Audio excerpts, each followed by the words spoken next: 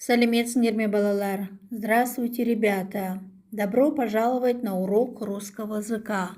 Урок 67, 4 класс. Сегодня мы продолжаем изучать раздел «Путешествие в будущее». Тема урока «Мои достижения». Цель урока.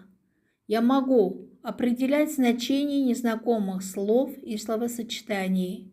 Определять основную мысль прослушанного материала. Использовать сложные предложения с союзами. Использовать в речи слова действия, указывающие на завершенность действия, конец действия или его начало. Упражнение номер 1. Послушай. Перед человечеством сегодня стоят 3 глобальные задачи. Это защита мира, защита духовности и защита природы. Все они главные условия нашего дальнейшего существования. Каждая из них неполна без другой. От этих 3 начал зависит грядущее не только Казахстана, но и всего мира. Объясни значение выделенных слов по контексту. Какими словами можно их заменить? Выделенные слова – глобальные, существование, грядущие. Глобальные – это большие, огромные. Существование – это быть или не быть. Грядущие – это будущее. О каких 3 главных задачах, стоящих перед человечеством, говорит президент Нурсултан Назарбаев? Задачи – это защита мира, защита духовности, защита природы. Как ты думаешь, почему именно от решения этих 3 задач зависит будущее Казахстана, всего мира? Свою точку зрения аргументируй. Не будет мира, будет война. Не будет духовности, не будет единства между народами. Не защитим природу, погибнет земля. Как ты понимаешь значение предложения? Каждая из них неполна без другой. Эти 3 условия не могут существовать друг без друга. Они дополняют друг друга смыслом. Упражнение номер 2. Допиши. Придумай начало предложения. Первое предложение. Я мечтаю стать учительницей, а сестра мечтает стать врачом. Это сложное предложение, которое состоит из 2 простых предложений с союзом «а». Перед союзом «а» ставится запятая. Второе предложение. В школу можно поехать на автобусе, но пешком ходить полезно. Это тоже сложное предложение, которое состоит из 2 простых предложений с союзом «но». Перед союзом «но» ставится запятая. Третье предложение. Если ты будешь хорошо учиться, и исполнятся все твои мечты. Это сложное предложение, которое состоит из 2 простых предложений с союзом «и». Перед союзом «и» ставится запятая. Упражнение номер 3. Творческое задание. Внимательно прочитай текст, определи основную мысль, определи тип текста. Докажи. В марте яркое весеннее солнце, густые синие тени. В апреле теплые опушки, мягкий воздух, зеленые капельки почек. В апреле последний снег, последняя метель, но и первая весенняя гроза, первый весенний дождь, первая звонкая песня жаворонка. Каких слов нет в тексте? В тексте нет глаголов.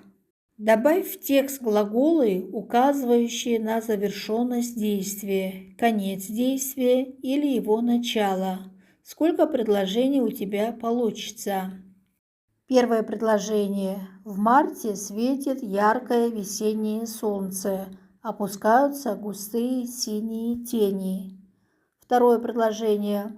В апреле выпадает последний снег, дует последняя метель, но гремит и первая весенняя гроза. Идет первый весенний дождь, звучит первая звонкая песня жаворонка. Составь сложное предложение по схемам. Первое предложение. Сегодня ярко светит солнце, и мы все вышли гулять на улицу. Это сложное предложение, которое состоит из двух простых предложений с союзом «и». Перед союзом «и» ставится запятая. Второе предложение. Прилетели птицы, но весна еще не наступила. Это сложное предложение, которое состоит из двух простых предложений с союзом «но». Перед союзом «но» ставится запятая. Упражнение номер 4. Запиши высказывание. Прочитай, обращая внимание только на подчеркнутые слоги. Завтра начинается сегодня. Завтра начинается сегодня. Объясни, что значат эти слова. Это значит, что завтра будет продолжение жизни. Упражнение номер 5. Послушай песню. Послушай песню из кинофильма «Гостья из будущего». Определи ключевые моменты в каждой строфе. Составь вопросы по тексту песни. Выучи второй куплет песни. Напиши, проверь. Слышу голос из прекрасного далека, голос утренний в серебряной росе. Слышу голос, и манящая дорога кружит голову, как в детстве карусель. Прекрасное далеко, не будь ко мне жестоко, не будь ко мне жестоко, жестоко не будь. От чистого истока в прекрасное далеко я начинаю путь. Слышу голос из прекрасного далека, он зовет меня в чудесные края. Слышу голос, голос спрашивает строго, а сегодня что для завтра сделал я? Ключевые моменты в каждой строфе. Прекрасного далека, серебряной росе, манящая дорога, в детстве карусель, прекрасное далеко, не будь ко мне жестоко, жестоко не будь. Упражнение номер 6. Прочитайте диалог из книги Булычева «Гостья из будущего». Ребята стоят перед машиной времени. Алиса, гостья из будущего, прощается с ребятами и рассказывает, кто кем будет в будущем. «А если не верите, убедитесь сами, когда попадете к нам», — сказала Алиса. «А как мы попадем, если нас туда не пускают?» – расстроился Фима Королев. А Коля Садовский ответил: «Своим ходом, год за годом, и доберешься». Как ты понимаешь слова Коли Садовского? Своим ходом – это значит, надо долго и хорошо учиться, готовить себя. Спасибо вам за урок. До следующей встречи.